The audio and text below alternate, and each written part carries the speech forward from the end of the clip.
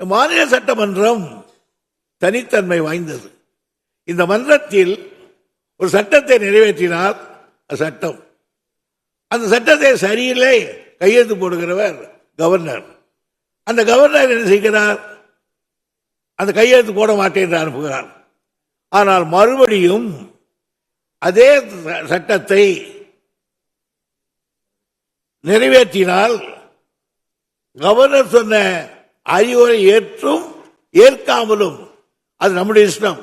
நிறைவேற்றினால் அதை அவங்க அப்புறான கையெழுத்து போட்டாக வேண்டும் கவர்னர்.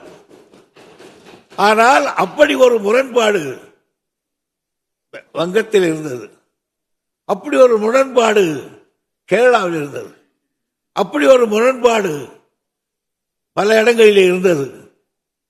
ஆனால் ஏன் பஞ்சாபிலே கூட இருந்தது. அந்த முரண்பாடு இங்கே நமக்கு வந்தது.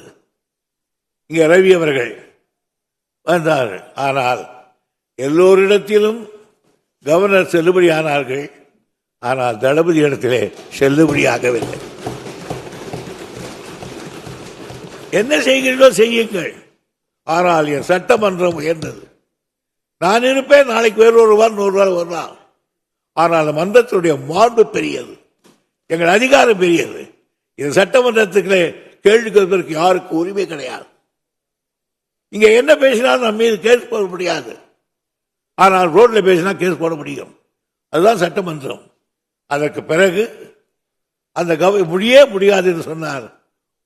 முதலாக இந்திய அரசியல் சட்டத்தில் கவர்னர் சட்டமன்றம் நிறைவேற்றிய அந்த தீர்மானம் கையெழுத்து போடவா இல்ல வேண்டாமா என்று உச்ச நீதிமன்றத்திலே நாடிய முதல் அமைச்சர் இந்தியாவிலேயே தளபதி இருந்தார்.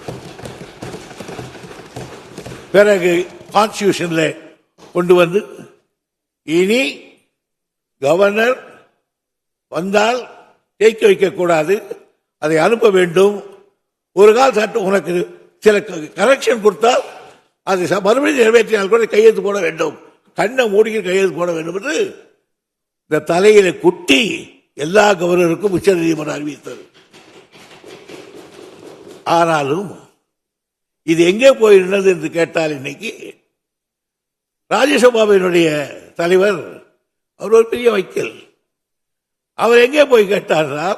நாமல்ல, சுப்ரீம் கோர்ட் தளபதியினுடைய வரலாற்றை எழுத வேண்டியதெல்லாம் சார். நான் இப்ப நேரம் டக்கு டக்குன்னு சொல்லிட்டு போறேன். அதாவது கவர்னருக்கு நமக்கு மட்டும் இல்லை, நாம் அது வரையும் தான் சுப்ரீம் கோர்ட்ல கேட்டோம் whether he has got power or not. ஆனா சுப்ரீம் கோர்ட் என்ன சொல்லிச்சுன்னா, ஜனாதிபதியா இருந்தாலும் சரி பார்லிமெண்ட் கையெழுத்து போட்டாகணும் அப்படின்னு சொன்னார். உடனே அது பொத்திக்கிட்டு வந்தது யாருக்கு?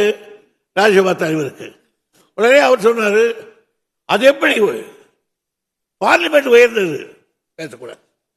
ஐவரி ஜென்னிங்ஸ் இந்த கான்ஸ்டிடியூஷனை பற்றி எழுதியிருக்கார். எந்த உயர்ந்தது என்று சொல்லக்கூடாது, அவரோடு சேர்ந்தது. ஆனால் பார்லிமெண்ட் தான் உயர்ந்தது, ஜனாதிபதி என்று சொல்வது அரசியல் சட்டத்திலே மிகப்பெரிய ஒரு கான்ட்ரோவர்சியை அரசியல் விற்பனர்கள் மத்தியில் ஏற்படுத்தி இருக்கிறார். ஆகையினால் இந்தியாவில் ஒரு பெரிய கான்ஸ்டிடியூஷனல் கிரைஸ் உருவாக்கி காட்டியவர் நம்ம தளபதி அவர்கள் தான். இன்னும் சொல்ல போனால் இன்றைக்கு எத்தனையோ அமெண்ட்மெண்ட்ஸ், ஆனால் முதல் அமெண்ட்மெண்ட் ஒரு சண்பகதொரராஜின் பேர், அவங்களுக்கு எம்பிபிஎஸ்ல பேக்வேர்டுக்கு இடம் கொடுத்ததுனால எனக்கு கிடைக்கலன்னு அவங்க இந்த ஹைகோர்ட்டுக்கு போனாங்க. இந்த ஹைகோர்ட்ல எல்லாரும் சேர்ந்துக்கிட்டு அது கொடுக்க தப்பு, கொடுத்துருக்கணும்னு சொல்லிட்டாங்க.